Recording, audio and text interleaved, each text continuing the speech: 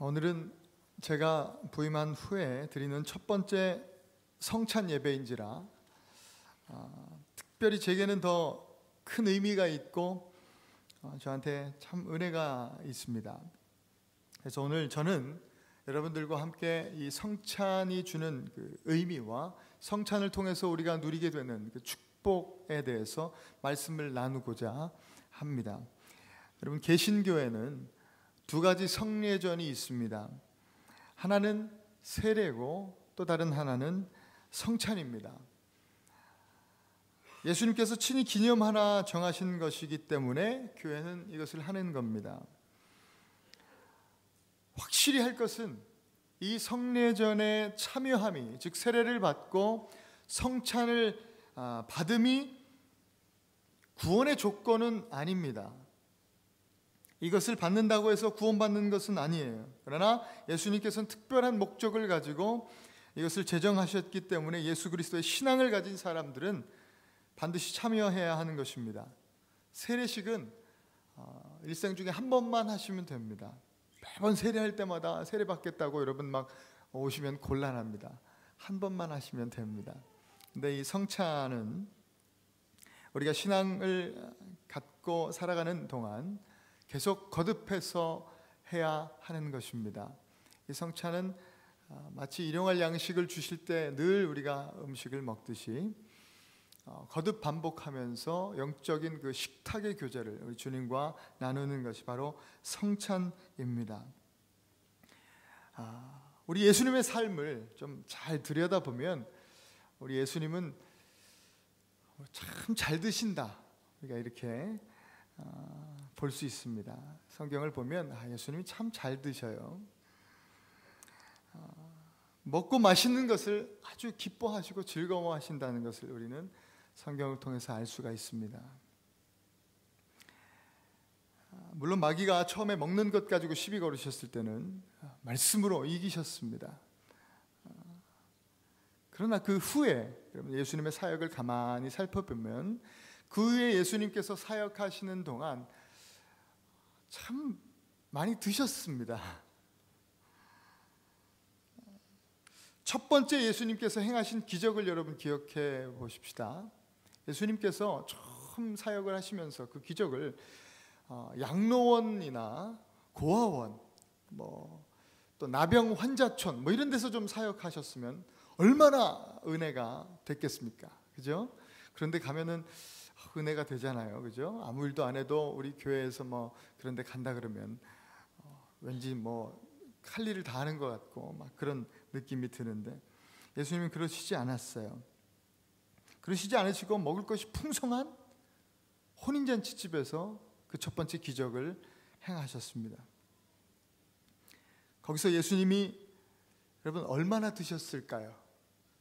한번 생각해 보신 적 있어요? 잔치집에 가서 얼마나 우리 예수님이 드셨을까?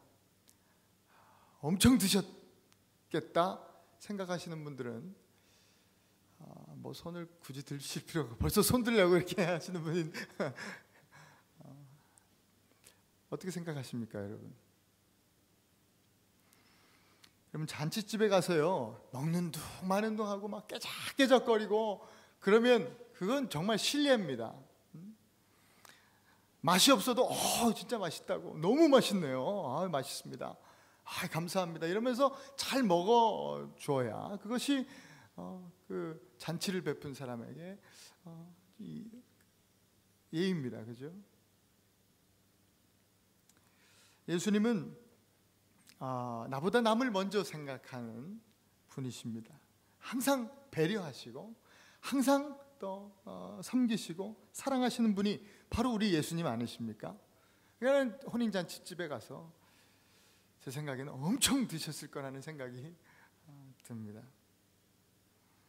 제자들이 기록하지는 않았지만 제가 믿기에는 우리 예수님이 많이 드셨을 거예요. 우리 어른들이 하시는 얘기로 예수님이 지금 사역을 막 시작하셨을 때 나이가 몇 세라고요? 30. 어른들이 하시는 얘기로 그 나이면 뭐예요? 돌도 씹어 드시는 그런 우리 예수님이 그런 나이에 계셨어요. 혼인잔치집에서 많이 드셨을 거예요. 또 오병이어 사건 여러분 아시죠? 물고기 2마리, 떡 5개, 물고기 2마리. 예수님은요, 그걸 미쳐 삼아가지고 확 불리셔요, 그죠? 확 불리셔서 그 지금 여기 애들까지 한 200여 명 앉아 있다고 생각해도 이렇게 많은데 거기에 남자만 5천 명 있었대요. 어마어마하게 많은 사람이 모인 거예요. 그 떡 5개, 물고기 2마리로 그 많은 사람을 다 먹이셨어요. 그리고 12광주리가 남았대요. 그냥 모든 사람들이 배불리 먹었다는 거예요. 요즘 말로요, 우리 예수님은 한번 쏘시면 확실하게 쏘시는 분이에요.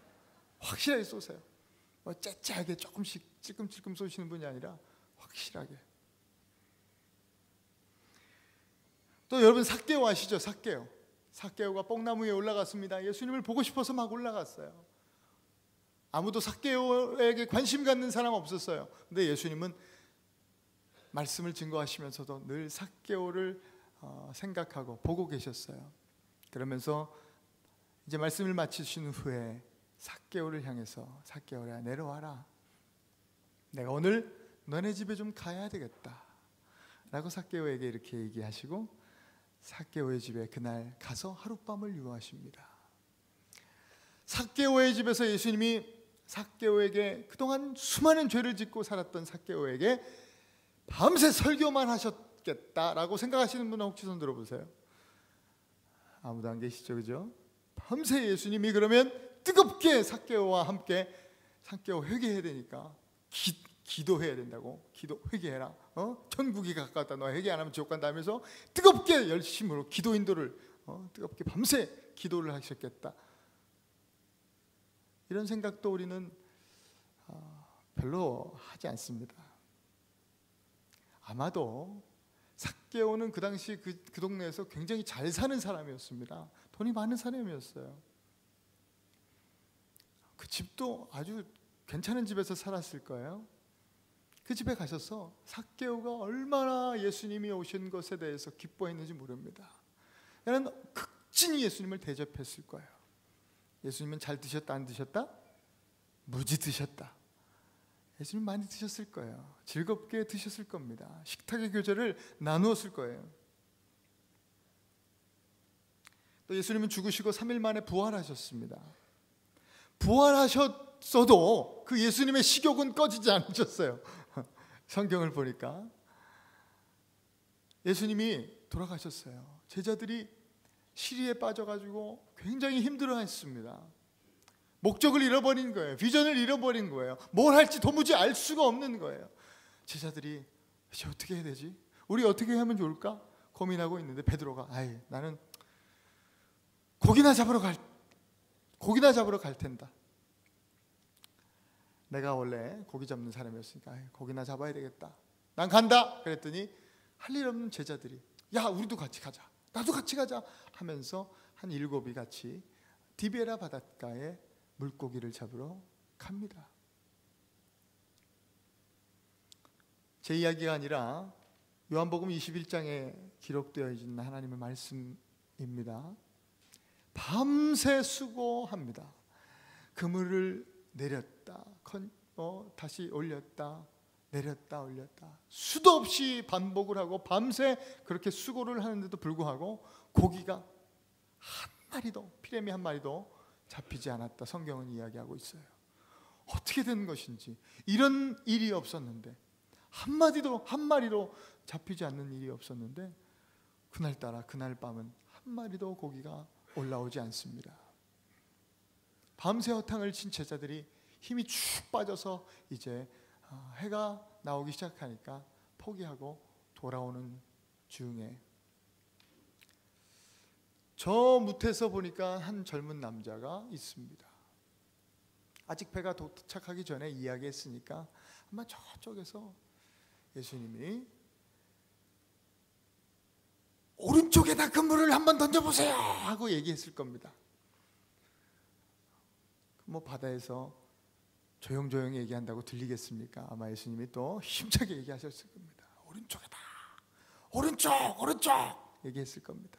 그러니까 그 소리가 들리니까 제자들이 이상하게 그날 새벽에는 한번 던져보고 싶은 마음이 든 거예요. 뭐 오른쪽 안 던져봤겠습니까? 그러나 그 아침에 그 얘기를 듣고 오른쪽에다 그물을 던집니다. 여러분, 그 전에 앞서서 제자들이 수고할 때에 제자들이 그냥 그물을 던졌다 올렸다 하는 그 밤에 예수님은 뭐 하고 계셨을까요? 여러분, 상상해 보셨어요? 별로 상상들을 안 하시죠. 성경을 볼 때요, 기록된 말씀보다 기록되지 않은 하나님의 그 예수 그리스도의 그 일생이 더 많이 있습니다. 여러분, 상상력을 동원해서 성경을 보는 것 유익합니다. 저는 많이 상상을 해요. 예수님이 뭐 하고 계셨을까 상상해 보니까 너무 또 상상을 오버하면 안 됩니다. 그 성경 그 테두리 안에서, 범위 안에서 적절하게 상상을 해보니까 예수님이 제자들이 이렇게 그물질을 할 때 예수님은 저쪽에서 구석에서 고기 잘 나는 데서 예수님 낚시나 아니면 그물 던지면서 당신도 고기를 잡고 계셨어요. 왜냐? 성경 말씀에 보니까 로마서 요한복음 21장에 보니까 예수님이 제자들이 이미 무트로 이제 나올 때 이미 예수님은 숯불을 다 펴놓고 생선을 이미 어디선가 구해가지고 예수님 잡은 거 아니겠어요? 뭐 어디서 거기 사왔겠습니까? 누구한테 얻어왔겠습니까? 예수님이요, 그날 밤 예수님이 잡으신 거예요. 참 뭐 못하시는 게 없어요, 우리 예수님. 낚시면 낚시, 목수질이면 목수질. 지난번 수요일날 오신 분들 채찍 만드는 것도 얼마나 잘해요. 새끼 꽂아가지고 채찍도 잘 만드시고, 하여튼 뭐든지 잘해. 예수님이 낚시를 해가지고 생선을 많이 잡아다가 숯불을 펴놓고 미리 밥을 준비하세요. 예수님이 이제 준비해놓고 올라오는 제자들을 향해서 오른쪽으로 그물을 내려라, 그 말씀을 순종하면 제자들이 이제 오른쪽으로 그물을 내리니까 그물이 찢어질 정도로 고기가 잡혔다. 모나미 볼펜 153마리가 잡혔다. 왜요? 아니, 그 사장님이 실제로 모나미 볼펜 사장님이 그 숫자를 거기다 기록해 놓은 거예요. 153. 모르셨어요? 그 153마리 고기가 잡혔다. 성경 기록하고 있어요. 감동한 나머지 막 사람들이 너무너무도 그냥 흥분하고 감격해서 이제 무트로 나오는 거예요. 만선의 기쁨을 안고 이제 예수님의 있는 그 자리로 오는데 제자들이 보니까 우리 주님 아니야? 저 보니까 모습이 주님이신가 보다. 누가 그랬어요. 그러니까는 그 중에 우리 베드로 형님 있잖아요. 확 또 막 그 다혈질에 또 쉽게 흥분하는 베드로 형님이 옷을 우통을 집어 던지고 그냥 물속으로 뛰어들었어요. 물속으로 확 뛰어서 확 예수님께 나가는 거예요. 가서 그냥 제자들도 그냥 흥분해서 주님 하면서, 아마 성경에 그렇게 표현되어 있지 않지만 얼마나 반가웠겠어요. 돌아가신 줄만 알았던 예수님이 진짜 말씀대로 실제로 부활하셔서 그들을 찾아오신 거예요. 얼마나 반가워요. 그러니까 주님, 예수님 하면서 두 팔을 벌리고 눈물을 흘렸는지 안 흘렸는지 모르겠어요. 눈물을 막 울먹울먹하는 얼굴로 주님 하면서, 특히 베드로 이 형님은 막 두 손을 벌리고 예수님께 안기려고 막 뛰어가는 거예요. 근데 예수님이 그때 베드로를 그래 베드로야 하면서 등을 쳐주시면서 고생이 많았다, 수고했다 이렇게 하면 베드로가 얼마나 은혜가 충만해서 막 눈물이 막 나고 막 엉엉 울면서 주님 품 안에서 얼마나 은혜로웠겠어요. 근데 우리 주님은 그러지 않으세요. 성경에 보니까 막 이러고 오는데, 제자들이 이렇게 오는데 예수님은 안아주시기는커녕 야 됐고, 야야야 왜 이러냐, 나 젖는다, 됐고, 야, 웃지 마세요. 예수님이 그러셨다니까 진짜. 됐고, 야 지금 니들이 잡은 고기 중에 싱싱한 놈으로 몇 마리 가져와 봐라. 그 제자들을 부활하셔서 보시자마자 하는 말씀이요, 확 안아주시고 격려해 주신 게 아니라 야 물고기 몇 마리 좀 가져와 봐라, 그거 먹자. 이 얘기를 지금 하시고 계십니다. 못 믿으신 것 같은데 요한복음 21장을 여러분 집에 가셔서 읽어보시면 분명히 이렇게 기록되어 있습니다. 물고기 몇 마리 좀 가져와자.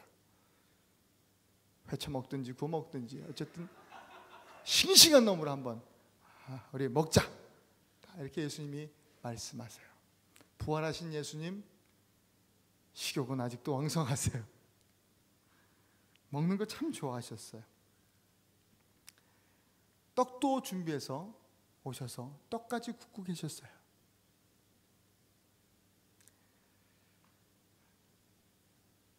그렇게 식사하는 걸 좋아하시는 예수님이 3년 동안 얼마나 많은 식탁의 교제를 우리 제자들과 나누셨을까요? 근데 십자가 지시기 바로 전날 밤 여느 때와 마찬가지로 예수님이 야, 밥 먹자. 제자들을 불러서 식사를 이제 합니다. 근데 그날따라 예수님의 그 유쾌하고 쾌활한 그런 분위기가 아니라 분위기가 좀 무거웠어요. 예수님이 굉장히 유머가 많으신 분이셨어요. 늘 재밌고 즐겁고 사람들이 예수님을 만나면 만날수록 행복감을 갖게 되는 참 멋있는 분이셨는데 그날은 굉장히 무거워요. 분위기가.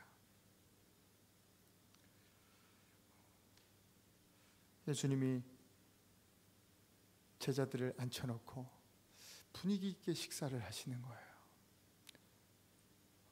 다 와인잔을 쫙 돌려놓고 촛불을 쫙 켜놓고 분위기가 예사롭지 않아요. 예수님이 이제 잔에 그 포도주를 채우고 또 떡을 준비하셔서 식사를 나눕니다. 그러면서 이제 예수님이 제자들에게 떡을 나누어 주시고 또 잔을 돌리십니다. 그것이 바로 우리가 아는 최후의 만찬의 그림입니다. 여러분, 예수님이 얼마나 먹는 것을 좋아하셨는지 사람들이 그 당시 예수님을 평가하는 평가가 예수님에 대한 이야기가 성경에 기록되어 있습니다. 한번 보실래요? 마태복음 11장 19절 함께 읽어보실까요? 시작. 인자는 와서 먹고 마시매 말하기를 보라 먹기를 탐하고 포도주를 즐기는 사람이요 세리와 죄인의 친구로다. 사람들이 이렇게 얘기할 정도였어요. 예수님이 먹는 거 참 좋아하셨어요. 마지막 날 밤에도 잡히시기 마지막 날 밤에도 드셨어요. 네, 분위기 있게 드시는데 예수님께서 이제 빵을 이제 제자들에게 나누어 주시면서 이것은 나의 몸이다. 또 잔을 돌리시면서 이것은 나의 피다. 받아라. 또 마셔라. 하면서 그날따라 분위기를 잡으신 거예요. 그것이 바로 우리가 오늘 대하는 성찬의 유래입니다. 성찬의 시작입니다. 예수님이 그렇게 말씀하시면서 이것을 주님 오시는 그날까지, 다시 오시는 날까지 기념해라 말씀하셨기에 우리가 오늘도 성찬을 대하는 것입니다. 주님의 말씀을 따라 우리가 예배 가운데 상징적으로 식탁의 교제를 나누는 것이 바로 성찬입니다. 성례전입니다. 세례와 함께 이것을 성례전이라고 부릅니다. 여러분, 아까도 말씀드렸지만 우리가 하는 이 성례전 자체로 구원의 능력을 가지는 것은 아닙니다.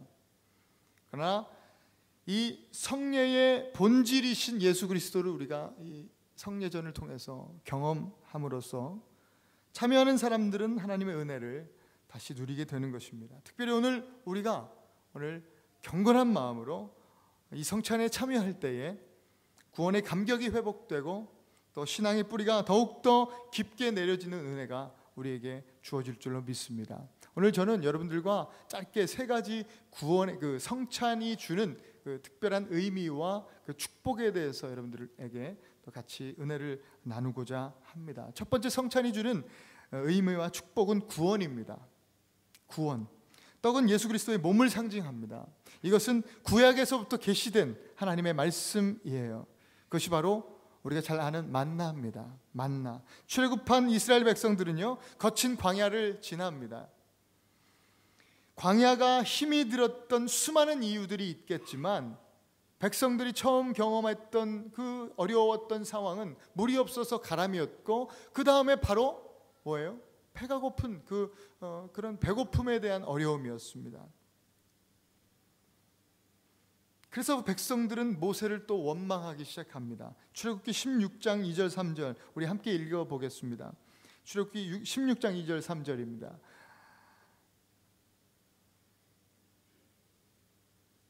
제가 읽겠습니다. 이스라엘 온 회중이 그 광야에서 모세와 아론을 원망하며 그들에게 이르되 우리가 애굽 땅에서 거기 가마 곁에 앉았을 때와 떡을 배불리 먹던 때에 여호와의 손에 죽었다면 좋았을 것을 저희가 이 광야로 우리를 인도하여 내어 온 회중으로 줄여죽게 하는도다. 모세를 원망하는 것은요, 하나님을 원망하는 것이나 마찬가지였어요. 모세를 대적하는 것은 하나님을 대적하는 것이나 똑같은 행위였습니다. 지금 이스라엘 백성들은 광야에서 굶어 죽을 형편입니다. 그래서 모세를 원망하고 모세에게 지금 대들고 있는 것입니다. 그런 이스라엘 백성들에게 이제 막 출애굽을 경험한 이스라엘 백성들, 영적으로 참 어린아이와 같은 이스라엘 백성들에게 하나님은 진노하지 않으시고 하나님은 그들의 요구를 들어주십니다. 하늘 창고를 여셔서 하늘 음식을 부어주시는데 그것이 바로 우리가 잘 알고 있는 만나입니다. 이 사람들은 처음 보는 거예요. 처음 보는 거예요. 한 번도 지금까지는 이런 음식을 본 적이 없습니다. 그래서 이게 뭐냐? What is this?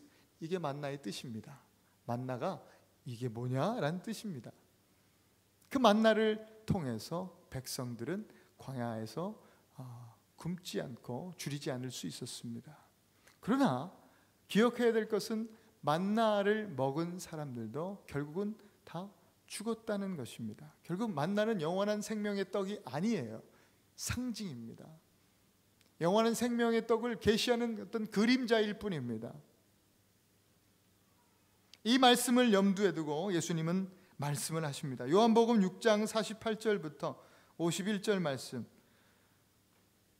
함께 읽어볼까요? 시작. 내가 곧 생명의 떡이니라. 너희 조상들은 광야에서 만나를 먹었어도 죽었거니와 이는 하늘에서 내려오는 떡이니 사람들로 하여금 먹고 죽지 아니하게 하는 것이라. 나는 하늘에서 내려온 살아있는 떡이니 사람이 이 떡을 먹으면 영생하리라. 내가 줄 떡은 곧 세상의 생명을 위한 내 살이니라 하시니라. 아멘. 만나는 하루의 생명을 줄 수는 있었지만 영원한 생명을 주지는 못했습니다. 그러나 생명의 떡인 우리 예수 그리스도의 몸은 우리에게 영생을 주는 줄 믿습니다. 성찬 가운데 우리가 나누는 떡은 생명을 주시는 주님의 몸이라는 사실을 오늘 여러분 기억하실 수 있기를 바랍니다. 그리고 포도주는 피를 상징합니다. 예수 그리스도의 피입니다. 이것 또한 구약시대 때부터 계시되어 온 하나님의 말씀입니다. 출애굽 전에 애굽에 10가지 재앙이 있었어요. 그죠? 마지막 재앙이 바로 장자가 죽어나가는 그런 장자를 치셨던 하나님의 재앙이 애굽 땅에 내렸습니다. 그 심판에서 구원받을 수 있는 유일한 방법은 어린 양의 피를 문설주에 바르는 일이었습니다. 어린 양의 피만이 그 재앙을 피해갈 수 있었습니다. 출애굽기 12장 13절입니다. 함께 읽습니다. 내가 그 피를 볼 때에 너희를 넘어가리니 재앙이 너희에게 내려 멸하지 아니하리라. 이 사건이 바로 유월절이라고 하는 사건입니다. 유월절 그 심판을 피하기 위해 잡았던 어린 양이 바로 예수 그리스도의 모형입니다. 그림자입니다. 예수님께서 십자가를 지시고 또 모든 피를 다 쏟으심으로 구약의 계시가 성취된 것입니다. 예수 그리스도의 보혈만이 우리를 죄에서 구원하는 능력이 되는 줄 믿습니다.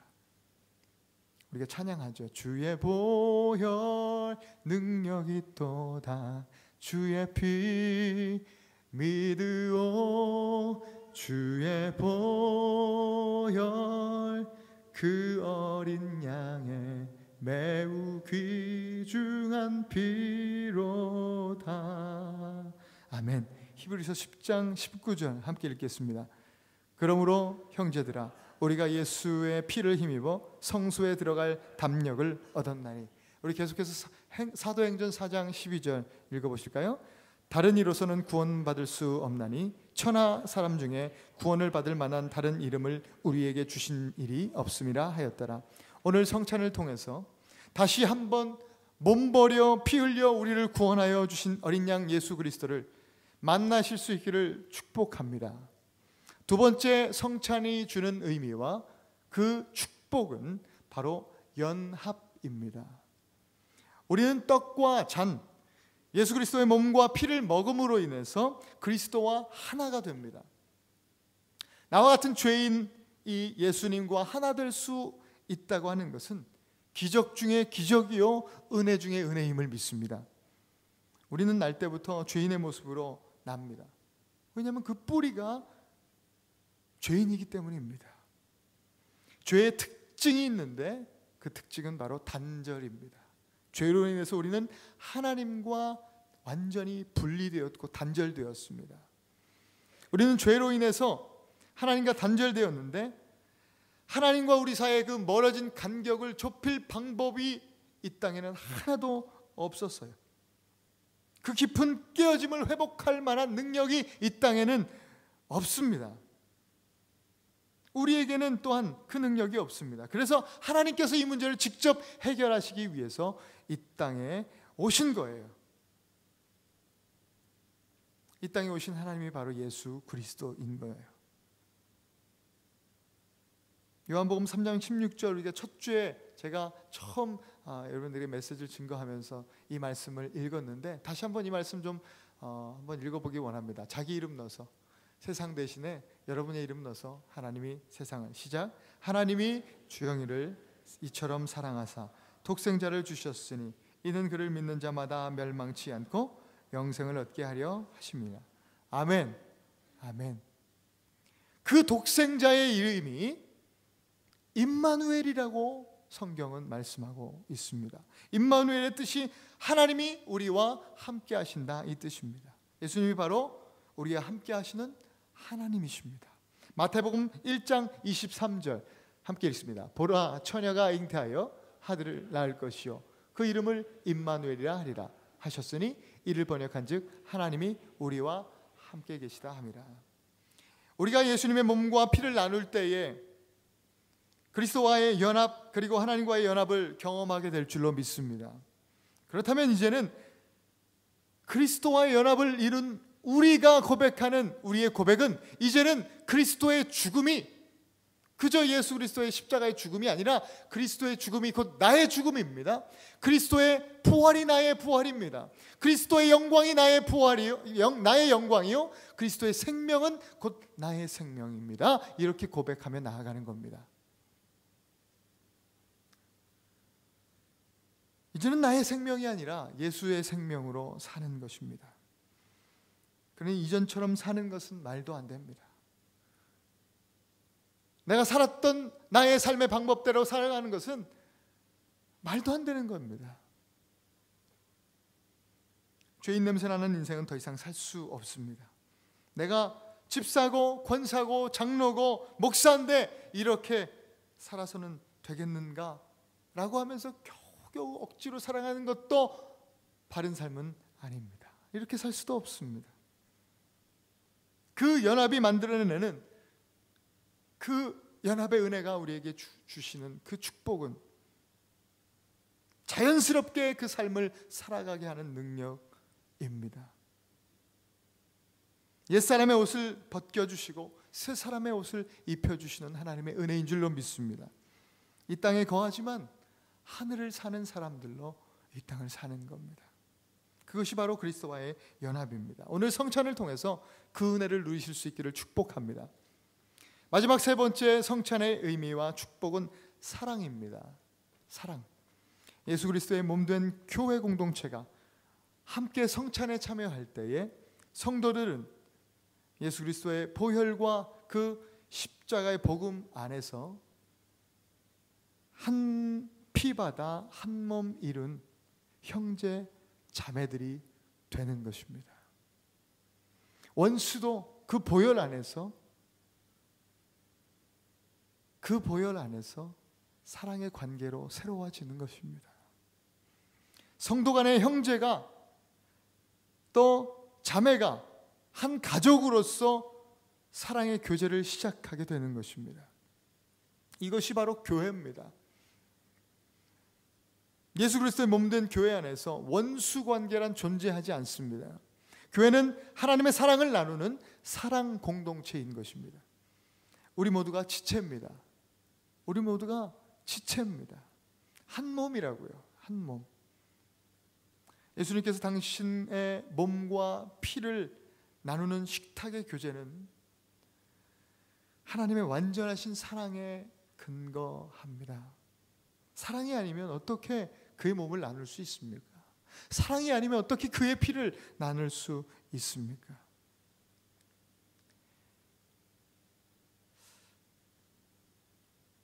어머니와 단둘이 사는 한 청년이 있었습니다. 그런데 어느 날 그 청년은 외출해서 다녀오다가 생각지도 않은 교통사고를 당하게 됩니다. 소식을 듣고 몹시 놀란 어머니가 가슴을 졸이면서 병원에 달려갔지만 불행히도 청년은 이미 두 눈을 실명한 상태였습니다. 멀쩡하던 두 눈을 순식간에 한순간에 잃어버린 청년은 깊은 실망감에 빠져서 절망의 늪에 빠져서 자기에게 닥친 그 고난을 인정하려 들지 않았습니다. 그래서 힘들어했고 어려워했고 급기야는 우울증에 빠져서 혼자만 있는 시간이 날로 많아졌습니다. 바로 곁에서 그 모습을 말없이 지켜보던 그 어머니가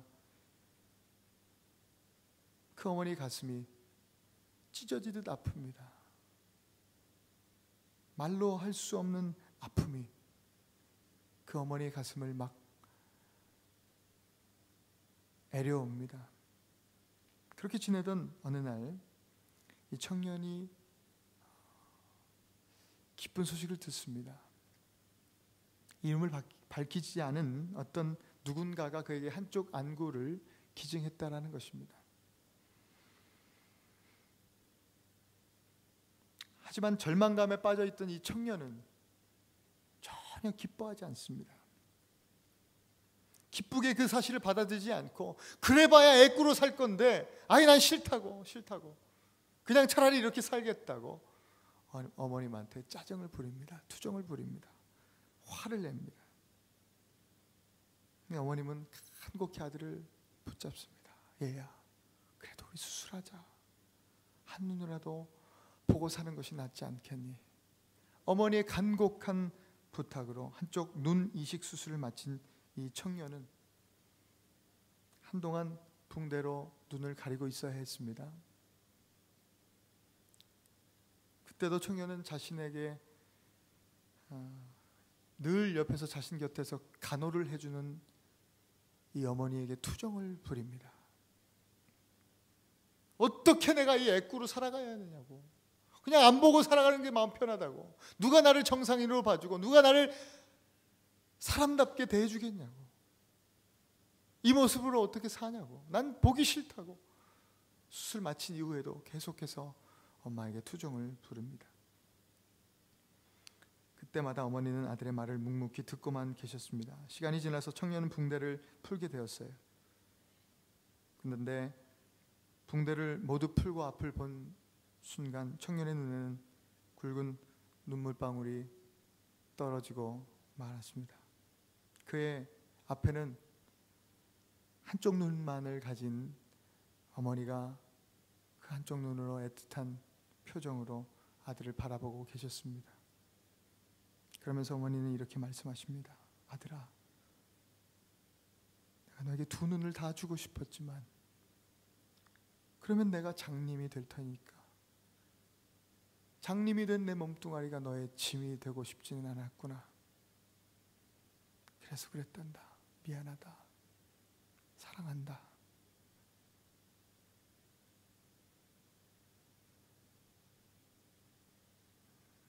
몸을 나누어 주시는 어머님의 사랑입니다. 성찬도 사랑을 근거로 합니다. 예수 그리스도의 몸을 우리에게 나누어 주시면 바로 사랑입니다. 오늘 성찬을 통해서 여러분들에게 구원의 감격이 회복될 수 있기를 축복합니다. 그리고 하나님과 예수 그리스도와의 연합을 통해서 옛사람의 옷을 벗고 새 사람의 옷을 입으실 수 있기를 또한 축복합니다. 당신의 몸과 피를 나누시기까지 저와 여러분들을 사랑하시는 그 사랑으로 교회를 더욱 교회되게 하고 예배를 더욱 예배되게 하는 그런 주님의 자녀들이 되실 수 있기를 축복합니다. 잠시 기도하겠습니다. 성찬 준비해 주시면 감사하겠습니다.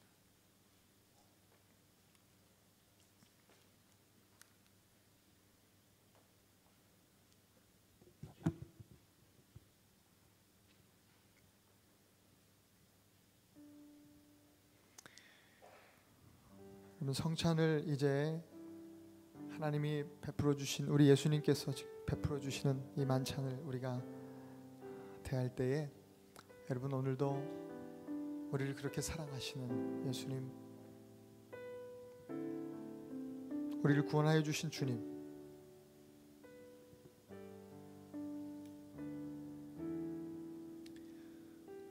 또 완벽한 우리 하나님과의 연합을 이루어 주신 우리 주님,